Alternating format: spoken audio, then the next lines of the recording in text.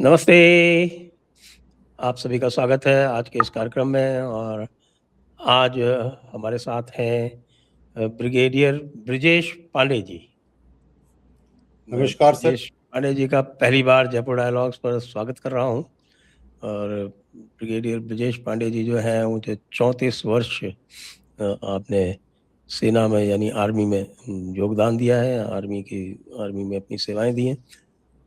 और आप basically gunner हैं यानी आर्टिलरी रेजिमेंट्स में से हैं। और सभी मेजर थिएटर्स में आपने सेवाएं दी हैं। साथ में ये भी बताना चाहूँगा कि आपका जो अंतिम टेन्योर था वो नॉर्दर्न कमांड में जो सेक्टर है हमारा गलवान वाला, वहाँ पे था। तो आपका बहुत बहुत स्वागत है। सभी दर्शकों से अनुरोध है कृपया सब्सक्राइब कर लें और चैनल और वीडियो को लाइक भी कर लें। जी general Pandey, once more welcome. Thank you. नमस्कार सर, और सभी दर्शकों को भी नमस्कार। बहुत खास पल है कि आपके चैनल में आया। आपके चैनल में इनफैक्ट बहुत से लोग आते हैं, बहुत से धुरंधर लोग आते हैं जो एक्सपर्ट्स हैं अपने अपने फील्ड में, और मुझे भी मौका मिला। Thank you very much. जी, तो आज हमारी चर्चा का विषय है कि आप सिंदूर के बाद से जो भारत का जो वॉरफेयर पैराडाइम है, जो भारत का जो परिप्रेक्ष्य है वॉरफेयर का, उसमें बड़ा परिवर्तन आया है। बहुत से खास तौर से जो वेपनरी है या जो आपके उसके इंटीग्रेशन है, लेयर्स हैं, उनमें सब में बड़ा परिवर्तन आया है। यानी कि अगर आज प्रयास करे तो पाकिस्तान, तो संभवतः उसको सबसे पहले तो लेज़र बीम से झेलना पड़ जाएगा। बिल्कुल। और वैसे भी जो हमारा IACS था, IACCS, उसने इनको घुसने नहीं दिया। और जो हमारी पुरानी गन्स थी उन्होंने ही ड्रोन्स वगैरह का इंतज़ाम कर लिया। लेकिन उसके बाद से मैं देख रहा हूँ कि लगभग 1 वर्ष 1 महीना हुआ है। और मुझे ऐसा लगता है, as a bystander, I am not an expert, कि जो गैप है वो और बढ़ गया है। तो आप कैसे देखते हैं इसे? बिल्कुल सर, जैसे आपने कहा कि अभी ऑपरेशन सिंदूर के 1 साल के बाद जब हम पूरे सिस्टम को और कैपेसिटीज़ को, अपनी खुद की कैपेसिटीज़ को, और उसके साथ जब हम कंपेयर करते हैं अपनी एडवर्सरी की, खासकर पाकिस्तान की, तो हम ये देखते हैं कि हम एक बहुत निर्णायक इन्फ्लेक्शन पॉइंट पर हैं। और ऑपरेशन सिंदूर से पहले जो कुछ भी एक्वायर किया गया था, वेपन सिस्टम्स, इक्विपमेंट, और उसको हमने जब ऑपरेशन सिंदूर के दरमियान एक लाइव लेबोरेटरी के तौर पर इस्तेमाल किया, और उसको जब हमने इस्तेमाल किया और देखा कि कितना एक एसिमेट्री है, जो गैप है वो पहले ही काफ़ी ज़्यादा है। और उसके बाद जो हमने अपनी ऑब्जर्वेशंस की, और जो नए दौर की लड़ाई का, जो नई फिलॉसफी जो है हमारी युद्ध की, जिसको multi domain non contact precision warfare के रूप में देखा जा रहा है, तो ये इस पर हमने बहुत विचार किया। और इसके ऊपर हमने ऑपरेशन सिंदूर का जो अनुभव था उसके ऊपर रशिया यूक्रेन का, फिर इसके बाद इज़राइल गाज़ा कॉन्फ्लिक्ट जो हुई उस पे, और अब तो Iran, US Israel Iran conflict के भी बहुत सारे लेसन्स आए हैं। तो ये सारी लेयर्स को लगाकर काफ़ी विचार किया गया है इसके ऊपर में। और जैसे दर्शकों ने सुना होगा, CDS जो हमारे पहले थे, जनरल अनिल चौहान, उन्होंने कहा था कि you can not win today's war with yesterday's weapon systems. To fight the war of today and to fight it today, we need tomorrow's technology.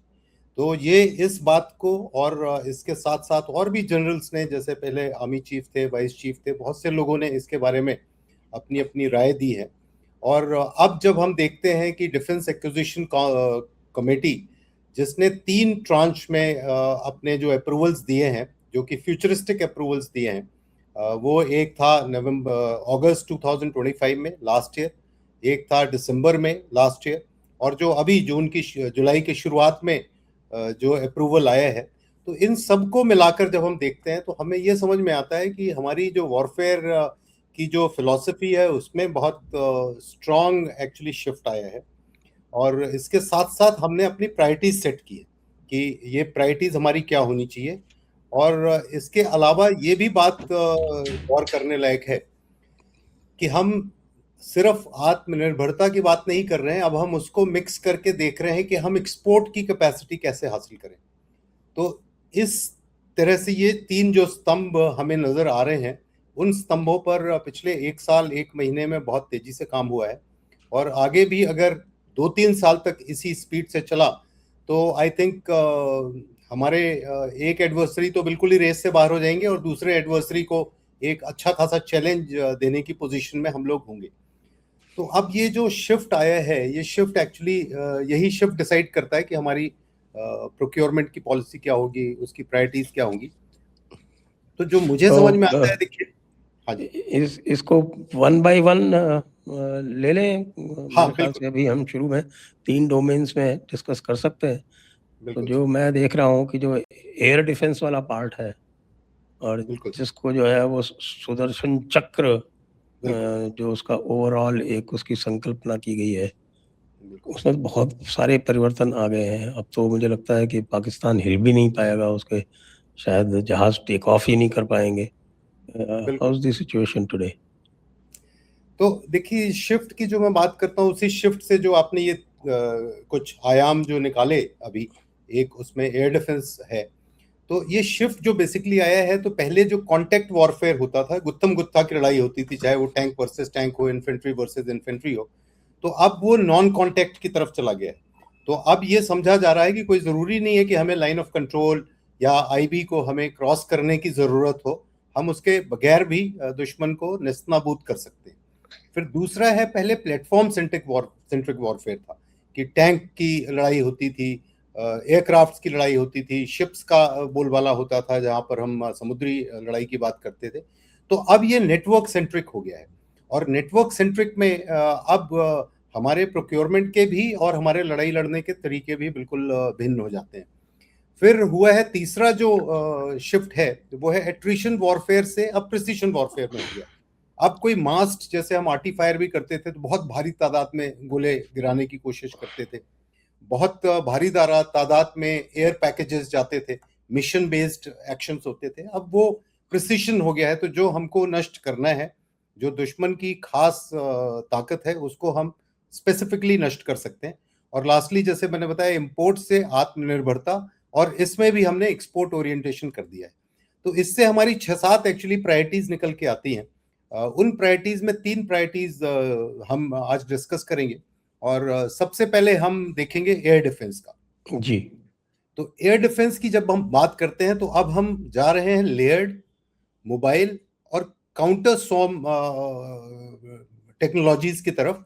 और ये 3 जो प्रमुख दायरे हैं, इन दायरों में सभी जो कैपेसिटीज हैं उसको मिलाकर एक बहुत बड़ा तंत्र तैयार किया जाएगा। और उसका नाम, हमारे प्राइम मिनिस्टर ने उसका ऐलान किया था सुदर्शन चक्र का। तो वो सुदर्शन चक्र के रूप में फाइनली वो उभर कर आएगा। तो जो थ्रेट्स हैं अभी, एक्चुअली एयर के जरिए जो थ्रेट्स हैं, अब वो सीमित नहीं है कि सिर्फ एयरक्राफ्ट के थ्रेट्स होंगे। अब वो थ्रेट्स हैं ड्रोन्स के, लॉयटरिंग एमुनिशन के, देन आपके क्रूज मिसाइल्स हैं, बैलिस्टिक मिसाइल्स हैं, लो फ्लाइंग एयरक्राफ्ट हैं। तो हमारा जो एयर डिफेंस है वो भी इन सबको केटर फॉर करने की जरूरत है। तो जब एयर डिफेंस इन सबको केटर फॉर करने की कोशिश करता है, तो उसके 3 प्रमुख हिस्से एक्चुअली नजर में आते हैं। तो जो पूरा एयर डिफेंस का आर्किटेक्चर है, वो 3 चीजों से बना हुआ है। उसमें जी। पहली चीज तो है सेंसर्स। जी। सेंसर्स हैं वो सारे रडार, सैटेलाइट, सारे किस्म के जितने भी आपके तरीके हैं, जिससे कि आप दुश्मन के बारे में सारी जानकारी रखते हैं, सारी जानकारी हासिल करते हैं, उसको ट्रैक करते हैं, और उसको समय के अनुसार जब वो आपको लगता है कि वो आपके ऊपर खतरा बन सकता है, तो फिर उसको आप उसके ऊपर एक्शन करते हैं। दूसरा चीज है, जब सेंसर्स ये सारी इंफॉर्मेशन भेजते हैं, तो उसके बाद कमांड एंड कंट्रोल जो सेटअप है हमारा, जैसे आकाश तीर का नाम आया था, तो कई बार लोग आकाश तीर को एक्चुअली वेपन सिस्टम के तौर पर लेते हैं, नहीं, लेकिन आकाश तीर इज फॉर द आर्मी, लेकिन है तो वो यस, ओवरऑल जो IACCS है आपका, हाँ जी, हाँ जी। तो integrated air command and control system, उसका उसमें बिल्कुल, भी वो इंटीग्रेटेड है। Exactly sir, exactly. जी तो जी। ये अभी क्या हुआ था कि आकाश तीर का जो ये कमांड एंड कंट्रोल सिस्टम बनाया था आर्मी के लिए, उसको इंटीग्रेट किया था IACCS से, और ये दोनों इंटीग्रेटेड तरीके से इन्होंने काम किया। तो ये सारी जो इंफॉर्मेशन आती है सैटेलाइट से और बाकी चीजों की, तो एयरफोर्स एसेट्स जो हैं उनकी इंफॉर्मेशन भी IACCS में आती है, और जो बाकी स्ट्रेटेजिक एसेट्स हैं उनकी भी आती है, और उसके अलावा जो आर्मी का आकाश तीर भी इंटीग्रेटेड है। तो इसका मतलब है कि कोई भी सेंसर हो, वो पूरी जो सिस्टम्स हमारे एयर डिफेंस के लगे हुए हैं, चाहे वो आर्मी के हों चाहे एयर फोर्स के हों, वो पूरी जानकारी इन सबको देता है। अब ये जो सिस्टम है IACCS और जो आकाश तीर है, ये एक्चुअली आइडेंटिफाई करता है थ्रेट का, और थ्रेट को एनालाइज करता है, और उसके बाद ये उसको को रिसोर्सेज को बांटता है, जिन रिसोर्सेज के जरिए वो चाहता है कि इंगेज करे। तो ये हो गया दूसरा आपका कंपोनेंट। तीसरा कंपोनेंट इसमें आता है शूटर्स का।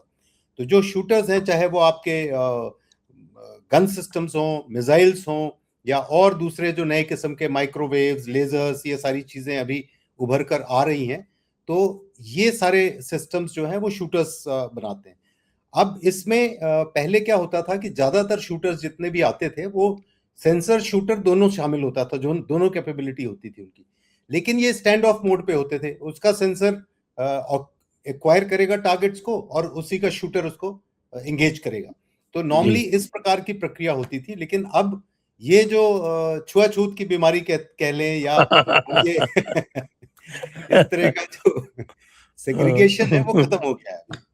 तो अब इसके जरिए क्या हो रहा है कि अब हमारे रिसोर्सेज ऑप्टिमाइज हो रहे हैं सारे, और यही कारण है देखिए कि बहुत जो सॉर्म अटैक्स किया, सैचुरेशन अटैक्स किया पाकिस्तान ने, ये सोच के कि वो हमारे एयर डिफेंस सिस्टम को सैचुरेट कर देगा, तो वो एक्चुअली किसी काम का नहीं आया उसका।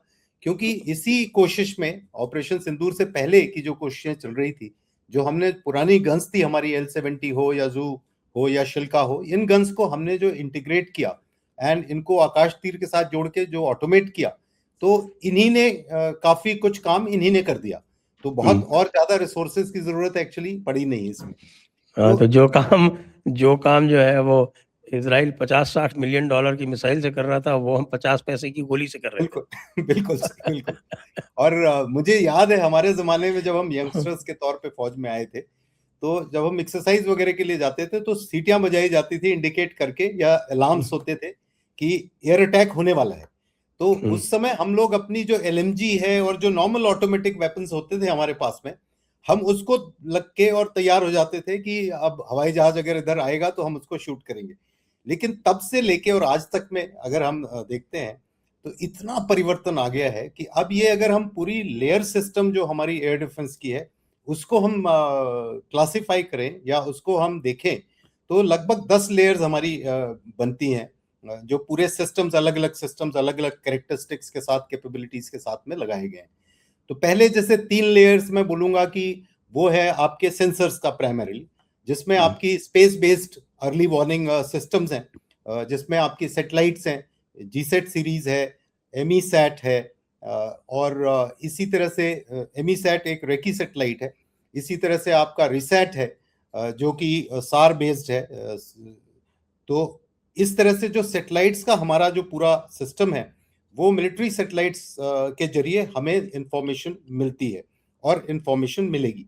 अब ये सारी इंफॉर्मेशन आपकी IACCS में आती है, और वहां से फिर ये इंफॉर्मेशन बाकी को भी रियल टाइम बेसिस पे शेयर होती है।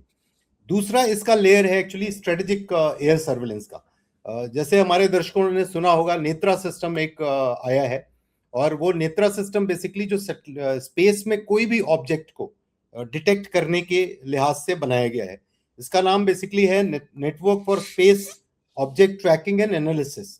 तो नेत्रा के भी अब 2 पार्ट्स आ गए हैं, नेत्रा 1, नेत्रा 2 आ गया है, मतलब फर्दर डेवलप्ड सिस्टम आ गया है। तो ये सिस्टम भी पूरी हर एक चीज को ट्रैक करेगा, और वो 10 सेंटीमीटर तक के ऑब्जेक्ट्स को ट्रैक कर सकता है।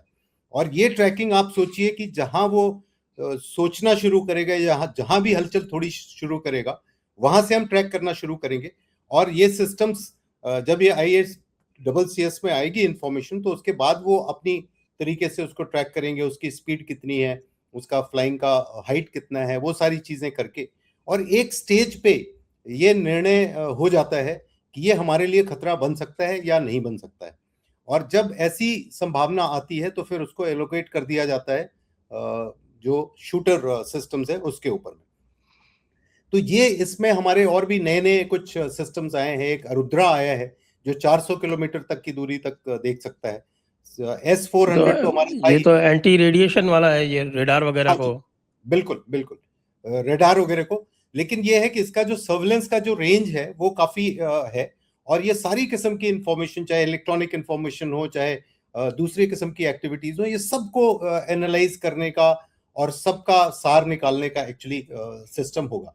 इसी मतलब तरह ये से कि रुद्रा का जो वो जो सेंसर उसका जो इंफॉर्मेशन गैदर करेगा, हाँ तो जी, उसको आप केवल एंटी रेडिएशन मिसाइल ही नहीं, और मिसाइल्स में भी और यूज भी कर सकते। बिल्कुल, जब हमको उसके ऊपर में स्ट्राइक करना है या कुछ करना है, तो वो जी। उस समय डिसाइड किया जाएगा। लेकिन इसके जो रडार हैं वो रडार्स इस तरह से हैं कि मल्टी स्पेक्ट्रल रडार्स हैं, और ये हर तरह की इंफॉर्मेशन जो भी ये देंगे वो इंफॉर्मेशन आपके सिस्टम में आएगी।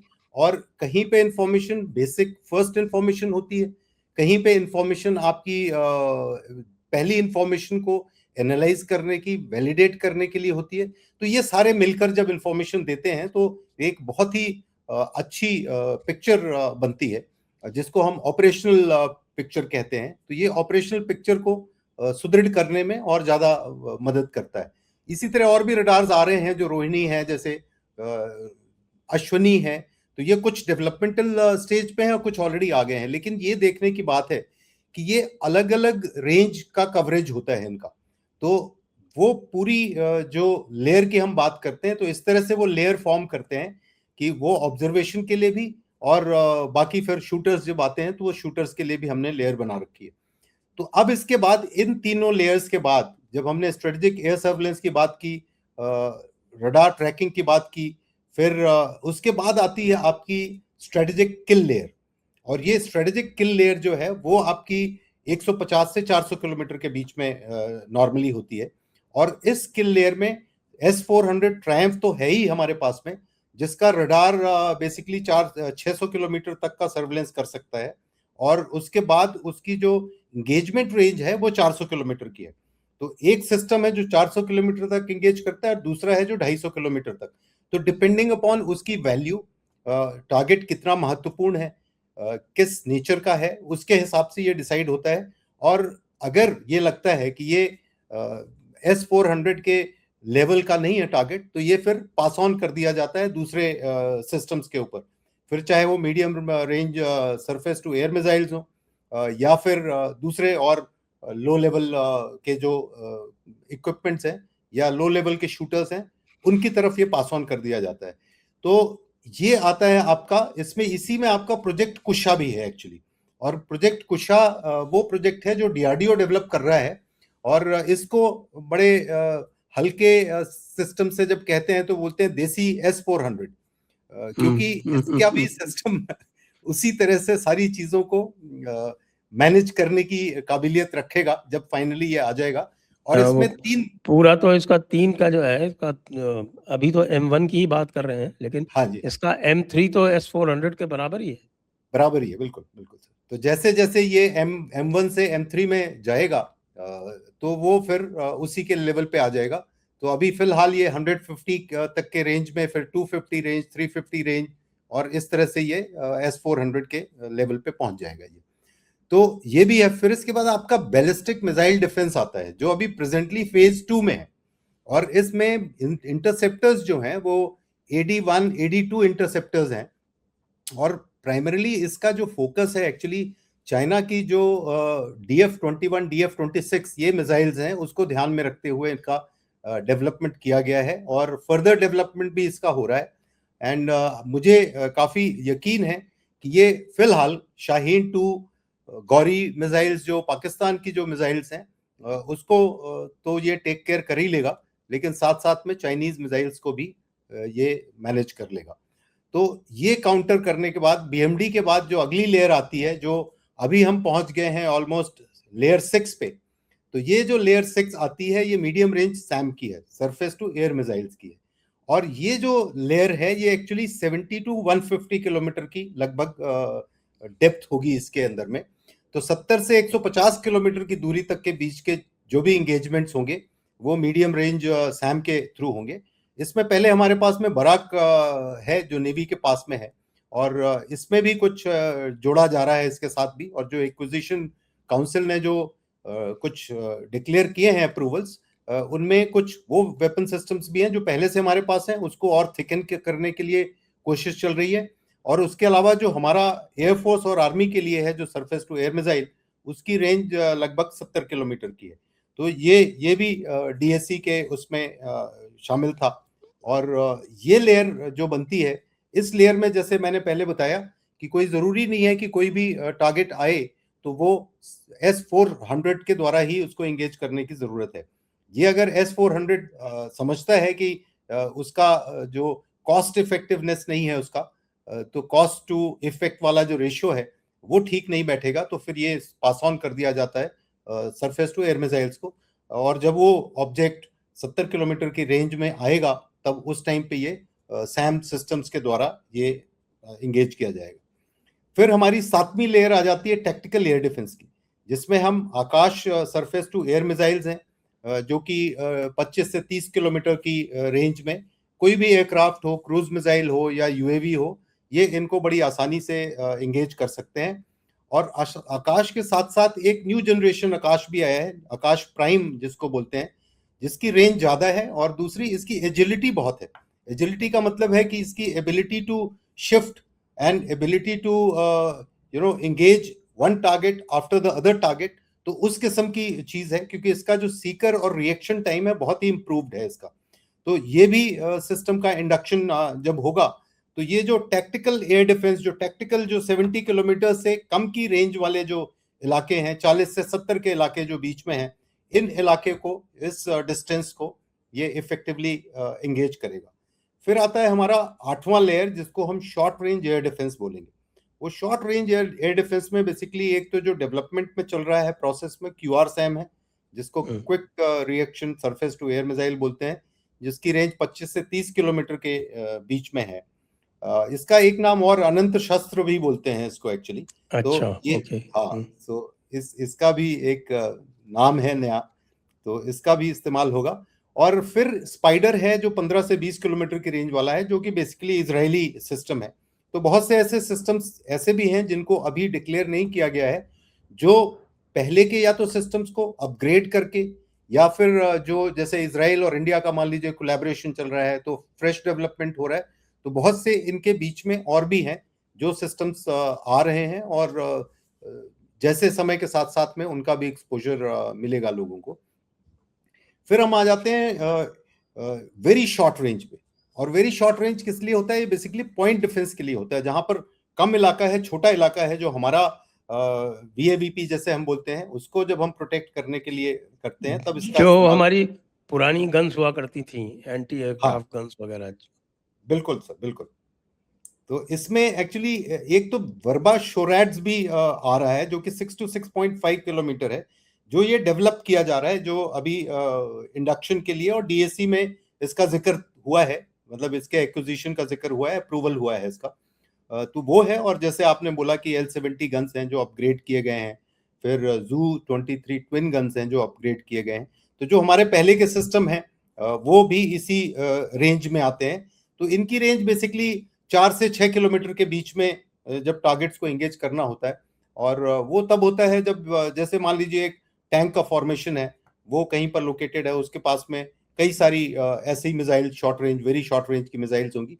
पहले आपको याद होगा संजय सर, पहले हम इगला की बात करते थे, तो वही एक सबसे बहुप्रचलित सिस्टम होता था इस कैटेगरी में। अब उससे और भी भिन्न भिन्न के आ गए हैं। तो ये कुछ सिस्टम्स हैं जो होंगे। और लास्टली फिर आता है काउंटर ड्रोन सिस्टम। तो काउंटर ड्रोन सिस्टम जो कि आज की लड़ाई का एक्चुअली सबसे इम्पॉर्टेंट कंपोनेंट बन गया है और हर जगह हम इसी का नाम सुनते हैं कि ये ड्रोन सिस्टम्स और स्वॉर्म ड्रोन सिस्टम्स जो अप्लाई हो रहे हैं, तो इसके लिए भी इंतजाम किया गया है। और उसमें बेसिकली दो किस्म के काउंटर्स हैं इसमें। एक होता है आपका सॉफ्ट किल। सॉफ्ट किल में प्राइमरीली होता है कि अगर आप कोई उसकी स्पूफिंग कर दें, जैमिंग कर दें उसकी, या उसका जो जीपीएस सिस्टम उसको डिनाई कर दें, उसको सिग्नल ही ना मिले उस सिस्टम का, तो वो चीजें हैं उसके अंदर में शामिल है। जैमिंग तो दर्शकों को मालूम होगा, लेकिन स्पूफिंग में बेसिकली क्या होता है कि उसको जो अपना खुद का लोकेशन है या खुद का उसका जो जीपीएस सिस्टम है, उसमें फॉल्स सिग्नल्स आ जाते हैं। तो अब जैसे मान लीजिए कोई बॉर्डर पे है,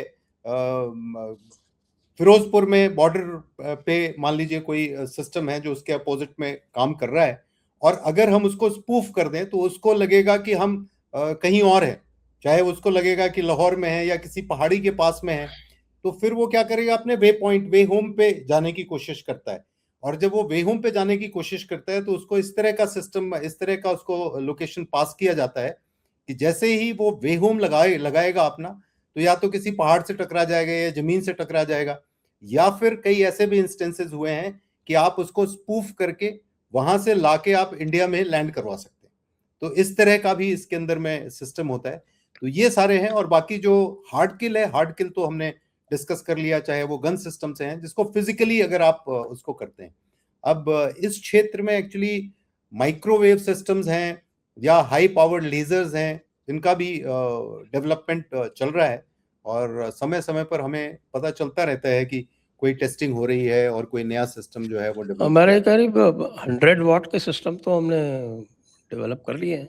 बिल्कुल बिल्कुल। और DEW वो पहले मेरे ख्याल से 10 वॉट वाले तो यूज किए गए थे पायलट बेसिस पे ऑफ सिंदूर में। बिल्कुल। तो वो होता क्या है सर कि जो डेवलपमेंट आपका चल रहा है ना, वो जब ऐसी लड़ाई वाली सिचुएशन आती है तो वो कोई जरूरी नहीं कि 100% सिस्टम पे, तो बहुत से ऐसे सिस्टम्स जैसे आप बता रहे हैं 10 वॉट वाले हैं, और भी कुछ जो इससे अपर वर्जन्स थे उसका भी इस्तेमाल किया गया था। तो इसीलिए कई जनरल्स और कई लोग बोलते हैं कि ये लेबोरेटरी थी एक्चुअली हमारे लिए, कि हमने टेस्टिंग किया बहुत चीजों को और बहुत नई चीजें। came at a very opportune time। Very good time sir, very good time. मुझे ये लगता है कि जो पूरा जो आपका जो वॉर है या ये जो वॉर ऑपरेशंस हैं, वो खुद में ही एक इन्फ्लेक्शन पॉइंट पे है इस समय। एग्जैक्टली। और is best demonstrated bye US Iran war, और इवन मोर सो आप ये देखिए यूक्रेन वॉर में, रशिया यूक्रेन वॉर में तो आपके फाइटर्स का तो यूज ही नहीं हो रहा बिल्कुल। Exactly exactly. जो भी फाइटर्स कर रहे हैं वो स्टैंड ऑफ पोजीशन से ही कर रहे हैं। बिल्कुल कंटेस्टेड स्पेस में तो अब वेंचर करने की हिम्मत ही नहीं कर पा रहे। बिल्कुल बिल्कुल। तो that of course now brings us to the deep strike weapons. हाँ जी सर, हाँ जी सर। डीप स्ट्राइक वेपन्स में बेसिकली वही जैसे आपने बोला कि पहले क्या होता था कि एयरक्राफ्ट्स पे ज्यादा इसका वो होता था, डिपेंडेंस होती थी। और एयरक्राफ्ट्स के अलावा जो मिसाइल्स होती थी, जो स्टैंड ऑफ डिस्टेंस से जो फायर करती थी, या हमारे लैंड बेस्ड मिसाइल्स होती थी, या फिर शिप बेस्ड मिसाइल्स होती थी, ये उन चीजों का इस्तेमाल होता था।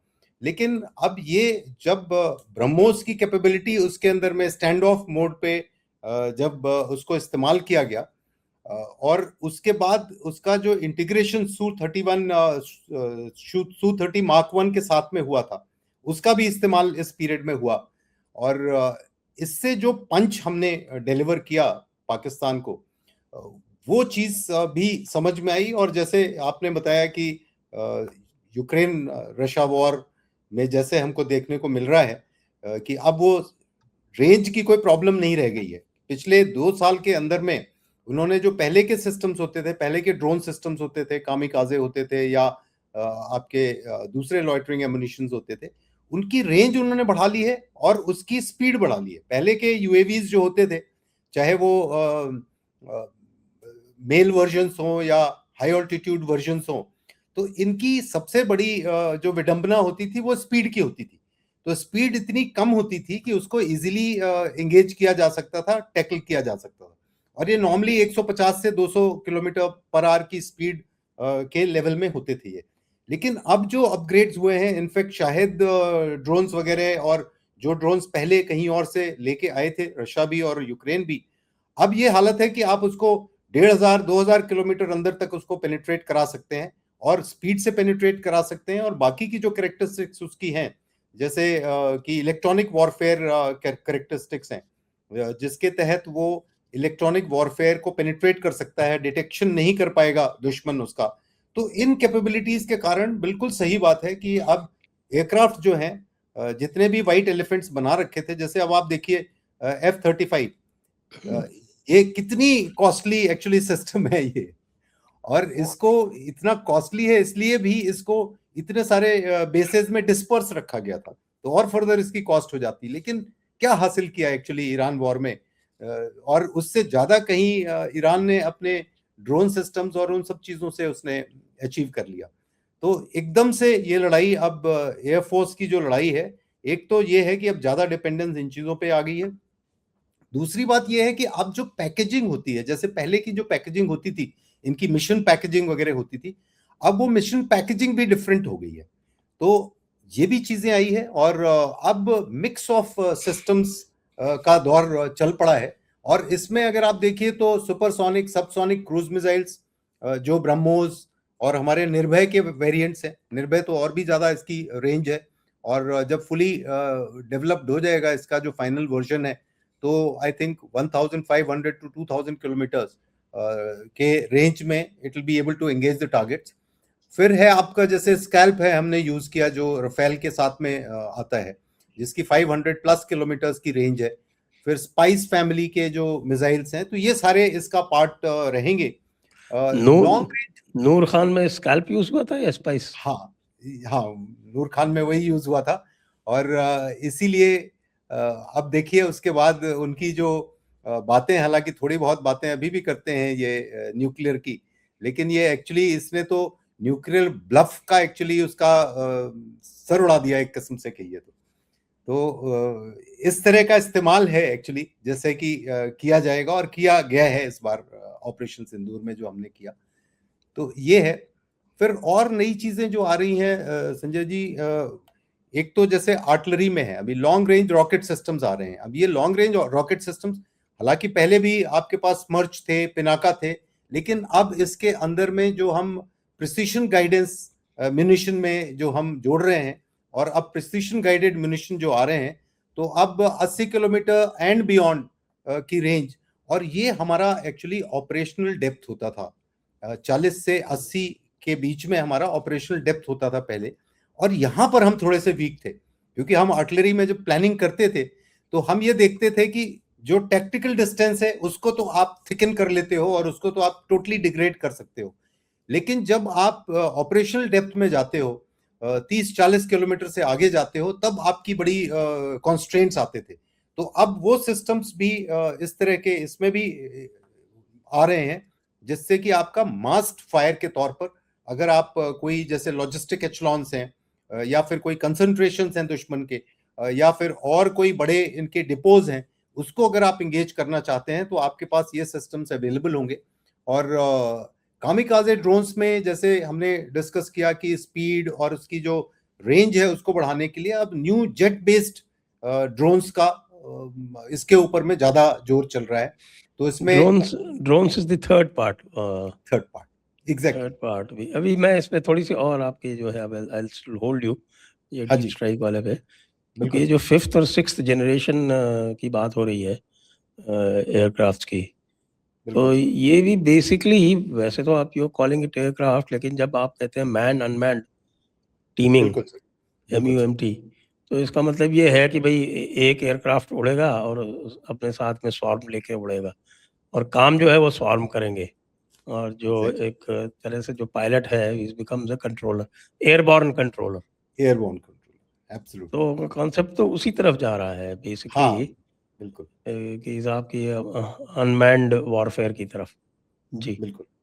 तो जो मास एक्चुअली पहले था, अब पहले जैसे एयरक्राफ्ट्स इतने सारे आपके जाते थे, कई पैकेज 45 एयरक्राफ्ट का, 60 एयरक्राफ्ट का, इस तरह के पैकेजेस होते थे। तो अब आप जैसे आपने बताया कि एक एयरक्राफ्ट होगा जो कि कमांड एंड कंट्रोल की तरह काम करेगा, और जो एक्चुअल काम करने वाले। तो अब ये जो ड्रोन्स एक्चुअली हैं ये उड़ते हैं शुरू में, तो ये एक फ्लाइंग ऑब्जेक्ट की तरह काम करते हैं, और लास्ट में जब लॉइटर करते हैं या अपने एरिया में जहां पे भी इनको भेजा गया है वहां पे टारगेट को एक्वायर करते हैं और उसके बाद होम ऑन करते हैं, उसके बाद जब इनका एक्चुअल असॉल्ट होता है एयर से, वो असॉल्ट होता है मिसाइल की तरह एक्चुअली।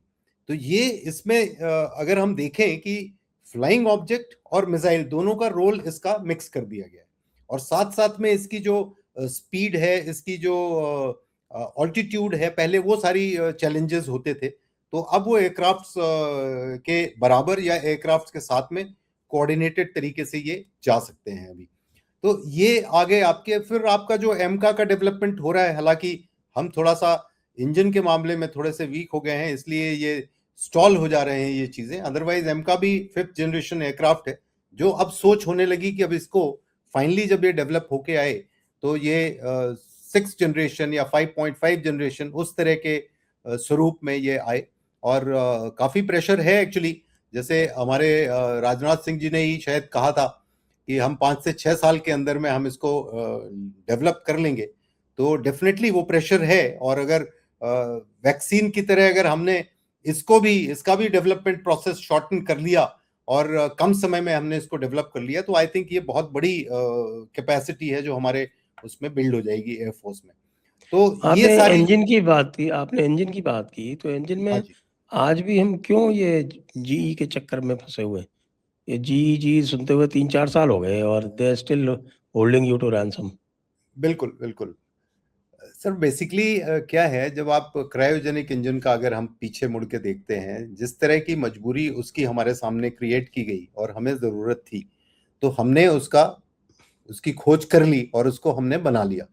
ये एक्चुअली जब हम किसी से सपोर्ट लेने के चक्कर में पड़ जाते हैं या कहीं और से इंपोर्ट करने के ऊपर डिपेंडेंट हो जाते हैं, तो हमारा जो अपना सिस्टम है वो कमजोर पड़ जाता है, ढीला पड़ जाता है। तो आई थिंक ये एक एरिया, जैसे हमने इंटीग्रेटेड गाइडेड मिसाइल प्रोग्राम बनाया था, तो ये ऐसा ही कुछ हमें इस तरह का इंटीग्रेटेड इंजन डेवलपमेंट प्रोग्राम बनाना पड़ेगा। एंड आई होप कि कोई अब्दुल कलाम की तरह कोई इस क्षेत्र में भी आ जाएगा और वो हमारी मदद करेगा और इस एक्चुअली चैलेंज को खत्म करेगा हमेशा के लिए। तो ये एरिया है, ये वीक है, और ये वीक शायद हमारा इसीलिए क्योंकि प्रेशर में हमने काम नहीं किया और इसलिए हम शायद इसमें ढीले पड़े रह गए। इसमें कावेरी की अंडर फंडिंग जो है बीच में जो हुई, या एक तरह से उसको छोड़ दिया गया, जबकि अगर उसको कंटिन्यूस डेवलप करते रहते हैं तो वेट थ्रस्ट उसका थोड़ा सा जो कम है वो अब तक अचीव कर लिया होता। ड्राई थ्रस्ट तो उसने अचीव कर ही लिया था। बिल्कुल आप क्या सोचते हैं? नहीं, बिल्कुल ये सही बात है आपकी। एक्चुअली इसको हमको अबंडन नहीं करना चाहिए था, या हमको इसको ढीला नहीं छोड़ना चाहिए था उस टाइम पे। देखिए, ये जब हम मिशन बेस्ड तरीके से काम करते हैं और होगा, ये सब चीजें ऐसी हैं जो समय लगेगा इसमें, मतलब सफलता भी कई बार नहीं मिलेगी या फेलियर्स होंगे इसमें। लेकिन ये ऐसे ही आप किसी भी सिस्टम को देख लीजिए, कोई भी कंट्री में जिन्होंने डेवलप किया है, उन्होंने बहुत लंबा टाइम फ्रेम एक्चुअली लगाया है, तो इसलिए हमें निराश नहीं होना चाहिए था। दूसरी बात ये भी है कि देखिए, कई बार पॉलिटिकल डिसीजंस होते हैं। अब वो पॉलिटिकल डिसीजंस किन चीजों से प्रभावित होते हैं, क्यों इस तरह के एक्शंस हो जाते हैं कई बार, वो भी एक विषय बन जाता है। पर डेफिनेटली मैं आपके साथ एग्री करता हूँ, इसको हमको पुश करते रहना चाहिए था। डेफिनेटली हम किसी न किसी उस पे पहुंचते, रिजल्ट पे पहुंचते। जी, अब आ जाते हैं थोड़ा सा ड्रोन वॉरफेयर का, जो इस समय का जो सबसे फास्टेस्ट इवॉल्विंग सेक्टर है। बिल्कुल सर। तो where do see this going? क्या आपको लगता है कि फ्यूचर में स्पेशली ये माइक्रोवेव या कुछ कह रहे हैं कि साहब की इवन यूजिंग आपके आर्टिलरी फ्रैगमेंटेशन या लेज़र, इनको सबको यूज़ करके इसको एक तरह से न्यूट्रलाइज किया जा सकता है, या कि एक बड़ा न्यूसेंस बन गया है जो किसी भी सिस्टम में घुस सकता है या किसी भी सिस्टम को पेनिट्रेट कर सकता है? बिल्कुल। देखिए, इसमें ना दो चीज की बात है। अभी तो फिलहाल जो सिचुएशन है उससे तो यही लगता है कि ये हर सिस्टम को पेनिट्रेट कर सकता है और ये सबसे एक किस्म से सेंटर ऑफ ग्रेविटी बन गया है आज के वॉरफेयर का। लेकिन ऐसा पहले भी हुआ है। जब पहले देखिए, जब मशीन गन्स आई और मशीन गन्स को जब फील्ड किया गया तो ऐसा लगा कि इसका कोई तोड़ नहीं निकलेगा। फिर इसके बाद आपके टैंक सिस्टम्स आए और टैंक सिस्टम्स का जमाना रहा। तो उसके बाद फिर आपने मिसाइल्स का डेवलपमेंट शुरू हुआ। तो जब एंटी टैंक गाइडेड मिसाइल्स आई और अलग अलग किस्म के आर्मर को अलग अलग किस्म के तरीके से विफल करने की शुरुआत हुई, तो फिर वो भी चीज खत्म हुई। तो हर एक दौर में एक ऐसे अजूबे आते रहे हैं और आज के दौर का एक्चुअली अजूबा ये है। लेकिन इसका भी तोड़ बनेगा। इसका तोड़ अभी प्रेजेंट क्षमता के हिसाब से एक्चुअली जो गन सिस्टम्स के उसमें है। अब देखिए, हम आर्टिलरी के राउंड्स फायर करते हैं, तो आर्टिलरी के राउंड में एक राउंड होता है जो फ्रेगमेंटेशन राउंड होता है, एयरबर्स्ट जिसको हम बोलते हैं। तो अब अगर उसका फ्रेगमेंटेशन हम चेंज कर दें, ऑल्टर कर दें कि उसके और 1000 फ्रेगमेंट बन जाएं उसके, तो वो तो बेसिकली एम्युनिशन डिजाइन का मामला है। और अगर इस तरह का हो गया तो उस जनरल एरिया में जहां से भी सॉन्ड्रोम्स आ रहे हैं, वहां से आप कुछ इस तरह के राउंड्स फायर करें, तो आप डेफिनेटली उसको मैनेज कर सकते हैं। अब जैसे हमारा जो कार्गो एम्युनिशन है बोफोर्स का, उसके ही देखिए आप 72 पैलेट बनते हैं जब जाते हैं। तो कुछ एंटी पर्सनल बनते हैं, कुछ एंटी टैंक बनते हैं। और जब भी कोई टैंक या तो टैंक के ऊपर गिरेगा तो टैंक को नष्ट करेगा, या फिर टैंक जब 24 घंटे के अंदर जब उसके ऊपर से गुजरेगा तब वो नष्ट करेगा। तो इस तरह की टेक्नोलॉजी डेफिनेटली आएगी। और जो हमारी एडी की गन्स हैं, जो पहले हमने मतलब नॉन ऑटोमेटिक और जो अपग्रेडेड नहीं थी, अब वो अपग्रेड हो रही हैं। तो इनको सबको मिला के मुझे लगता है कि और अब देखिए यूएवीज में भी और जो आपके ड्रोन्स हैं उसमें भी तो ऐसी चीजें आ रही हैं। इतने छोटे छोटे ड्रोन्स आ रहे हैं। अब अगर आप सॉम के अगेंस्ट में सॉम ही कर दीजिए तो वो काइनेटिकली जाके टकरा जाएगा और उसके बाद उसको नष्ट कर देगा। तो डेफिनेटली अभी भी मैनेज किया जा सकता है। और इस तरह के प्लान्स और इस तरह के एक्शंस जो हैं वो हैं एलसी पे, एलएसी पे, इन एरियाज में इम्प्लीमेंट किए गए हैं। लेकिन डेफिनेटली ये फूल प्रूफ सिस्टम्स नहीं है, और फूल प्रूफ सिस्टम्स आने के लिए थोड़ा सा समय लगेगा, पर आएगा जरूर। इसका भी तोड़ आएगा। और जब इसका तोड़ आएगा तब हमें लगेगा कि देखिए हम कितने परेशान हो रहे थे इसके बारे में। अच्छा, मैं थोड़ा सा ये डायरेक्टेड एनर्जी वेपन्स के बारे में जानना चाहता हूँ कि जो मैंने इसके बारे में पढ़ा वो ये है कि भाई डायरेक्टेड एनर्जी वेपन्स की प्रॉब्लम ये है कि आपको कुछ समय के लिए उसको फोकस करना पड़ता है टारगेट के ऊपर। बिल्कुल। तो only then it generates the energy to burn it systems. बिल्कुल बिल्कुल सर। तो ये कैसे ओवरकम होगा, या कि अगर बहुत ज़्यादा पावर हो जाए तो will it be able to instantaneously burn up the systems? हाँ बिल्कुल सर। इसमें दो किस्म की चीजें, जैसे हम पुराने टाइम पे देखें, जब हम पढ़ते थे तो हम एक लेंस लेते थे और उसके बाद कागज के ऊपर फोकस करते थे, तो गर्म हो जाता था, जल पड़ता था या काला होने लगता था उस तरह से। तो वही एक्चुअली मतलब एक तरह से लेमैन की तरह से अगर हम देखें तो वो उसी तरह की सिचुएशन वहां पर हो रही है। लेकिन अब यहाँ पर प्रॉब्लम ये है कि इस तरह का पावर सपोर्ट जो हमको चाहिए इसको मैनेज करने के लिए या इस तरह की एनर्जी को जनरेट करने के लिए, और दूसरी बात, वो जो डायरेक्टेड वर्ड है डायरेक्टेड एनर्जी सिस्टम में, वो एक्चुअली हमको एक खास एरिया में करना है। जबकि जो सॉन्ड्रोम्स का जो कॉन्सेप्ट है, वो कॉन्सेप्ट एक्चुअली इस तरह से है कि कहीं भी आ सकता है और बहुत फैले हुए तरीके से आ सकता है, डिपेंडिंग अपॉन उनकी जो गाइडेंस की कैपेबिलिटी है और कमांड एंड कंट्रोल सेंटर की लोकेशन है। तो अब उतने बड़े क्षेत्र को आपको मैनेज करना है।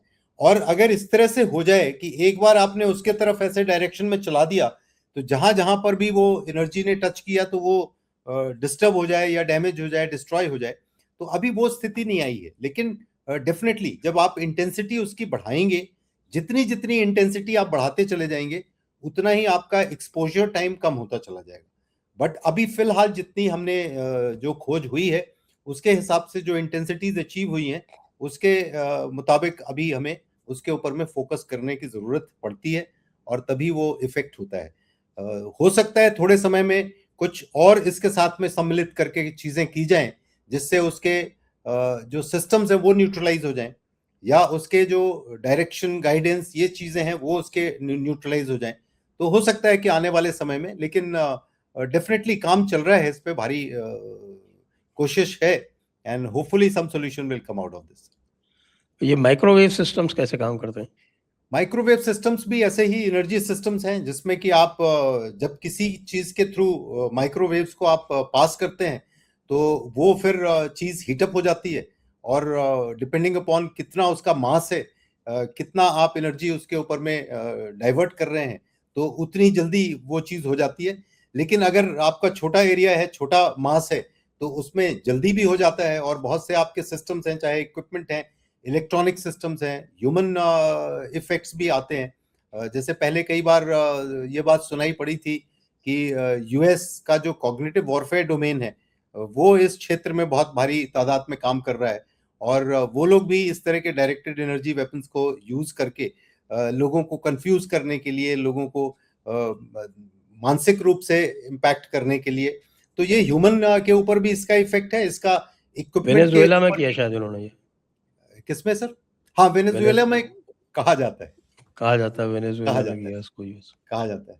बिल्कुल बिल्कुल सर। जी। अच्छा, और जो एक आपके दो तीन जो नए तरह के वेपन्स हैं, एक आपके ये हाइपरसोनिक ग्लाइड व्हीकल की बात करते हैं हम, हाँ जी, हाँ जी। और एक ये आपके जो फ्रैक्शनल ऑर्बिटल सिस्टम्स हैं उसकी बात करते हैं। तो भारत, हम देखते रहते हैं कि भाई इसके बारे में लगातार बात हो रही है कि साहब ये हाइपरसोनिक ग्लाइड व्हीकल तो इज ऑलमोस्ट रेडी, और फ्रैक्शनल ऑर्बिटल सिस्टम्स की भी हम बात करते हैं जो अभी केवल अमेरिका और चाइना के पास है। तो इनके बारे में क्या आप बता सकते हैं? देखिए, ये अभी इनफैक्ट मैं किसी साइंटिस्ट को भी सुन रहा था जो इस क्षेत्र में, जिनका नॉलेज है काफ़ी और शायद वो काम कर चुके हैं इस क्षेत्र में। तो इसके भी एक्सपेरिमेंट्स चल रहे हैं, और हमारे डिमॉन्स्ट्रेशंस भी हुए हैं, और ये जो डिमॉन्स्ट्रेशंस हुए हैं वो ऐसा माना जाता है कि सही दिशा में चल रहे हैं।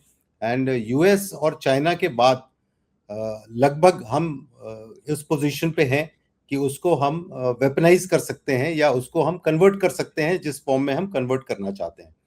तो अभी फर्स्ट स्टेज का जो डिमॉन्स्ट्रेशन है या फर्स्ट स्टेज का एक्सपेरिमेंटेशन है वो तो पहले हो चुका था, और अभी कुछ रिसेंट पास्ट में एक्चुअली दूसरी एज का एक्सपेरिमेंटेशन भी हुआ है।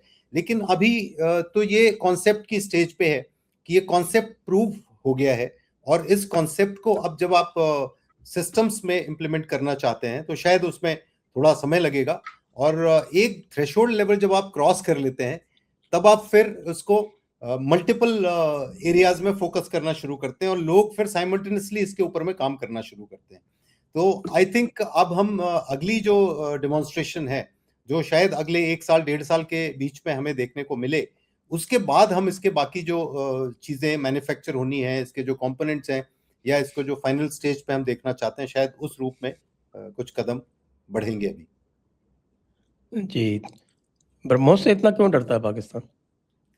ब्रह्मोस से संजय सर इसलिए डरता है क्योंकि उसके पास उसका तोड़ नहीं है, और उसको ना तो डिटेक्ट कर अच्छा, सकता है। ब्रह्मोस में अगर स्क्रैम जेट लगा देंगे और आर्टिलरी में रैम जेट लगा देंगे तो फिर क्या हाँ, होगा? फिर तो बस, अब वो डरा हुआ इसीलिए है, देखिए, तभी कभी कभी वो नई नई बातें करता है, दूसरे अपने इक्विपमेंट्स की बात करता है, या डराने की, शब्दों से डराने की कोशिश करता है। लेकिन अगर ये चीजें, और ये चीजें हैं very much on the cards, तो डेवलपमेंट्स चल रहे हैं। हाँ, ये है कि अभी एक थ्रेशोल्ड लेवल तक आप अनाउंस नहीं करते चीजों को, तो अभी तो हम 800 किलोमीटर रेंज की बात कर रहे हैं। अब आपकी वो तो आर्टिलरी की भी एक रैम जेट लगा के 150 किलोमीटर की बात कर रहे हैं। बिल्कुल ये अभी बिल्कुल कुछ दिनों बिल्कुल पहले अनाउंसमेंट भी हुआ था इसका। बिल्कुल बिल्कुल इसके एक्सपेरिमेंट्स हो गए हैं आपके देवलाली में और पोखरण में। बिल्कुल बिल्कुल बिल्कुल, वो ट्रायल्स इसके हो चुके हैं एक्चुअली, और ट्रायल्स जब हो जाते हैं तो फिर उसका बाकी प्रक्रिया भी शुरू हो जाती है। अब सिर्फ ये है कि एक्विजिशन के लिए जैसे ही कोई चीज अप्रूव होगी तो वो पब्लिक नॉलेज में आएगी। लेकिन ये चल रहा है, और ये है बिल्कुल very much on the cards है, और ये सक्सेसफुल भी है एक्चुअली। सो अब इसको किसी भी स्टेज पे प्रोटोकॉल्स जो चल रहे हैं उसके हिसाब से किसी स्टेज पे भी ये प्रोडक्शन के दौर पर जा सकता है। तो ये टेक्नोलॉजीज हैं, कहीं पे भी इस्तेमाल हो सकती हैं एक्चुअली, कहीं पे भी हो सकती है। तो अब आज की चर्चा को अब यहीं पे विराम देते हैं कि बहुत आपने जो है वो रोचक बातें बताई और एक प्रकार से एक पूरा का पूरा एक पर्सपेक्टिव बिल्डअप कर दिया कि किस तरह से हमारे और पाकिस्तान के बीच में ऑप सिंदूर के बाद में इतना गैप और बढ़ गया है कि पाकिस्तान अभी बेचारा कुछ नहीं कर पाया। उसको खाली मुझे लगता है कि वो 3-4 चाइनीज सैटेलाइट के राइट्स मिल गए हैं कि उससे वो थोड़ा बहुत अपने जो है वो उनको गाइडेंस के लिए यूज़ कर सके। उसके अलावा उसको अभी तक कुछ और मिला नहीं है। बिल्कुल। तो क्या ये कहना सही होगा कि अगर ऑप सिंदूर का दूसरा पार्ट, क्योंकि ऑप सिंदूर तो एक्टिव है according to the prime minister, बिल्कुल बिल्कुल it is only on a pause. तो अगर वो पॉज़ जिस दिन हटेगा तो उस दिन Pakistan is in for much worse. बिल्कुल सर, क्योंकि वो जो ऑप सिंदूर 1 था, बहुत सी चीजें हमने डेमोन्स्ट्रेट भी नहीं किया है, और उसके बाद जो अभी चीजें आई हैं, जिस तरह से जिस स्पीड से चीजें इंडक्ट हुई हैं और जिस तरह से हम अप्लाई कर रहे हैं, तो वो सब मिलके जब करेंगे तो डेफिनेटली मैं तो अक्सर ये सोचता हूं कि पाकिस्तान उस रेस में था या रेस में चलने की कोशिश कर रहा था, ट्रैक एंड फील्ड वाली रेस में, तो डिस्क्वालीफाई तो ऑलरेडी हो चुका है वो ऑपरेशन सिंदूर से। पर जैसे आपने कहा कि ऑपरेशन सिंदूर 2 अगर हो गया तो उसको ट्रैक से उठा के बाहर कर दिया जाएगा कि अब तुम रेस में भी पार्टिसिपेट मत करो, डिस्क्वालीफाई होके भी नहीं चल सकते हो तुम। जी, तो आपको बहुत-बहुत धन्यवाद ब्रिगेडियर पांडे जी, और दर्शकों को भी बहुत-बहुत धन्यवाद। जय हिंद, जय भारत, वंदे मातरम। जय हिंद, जय भारत, वंदे मातरम।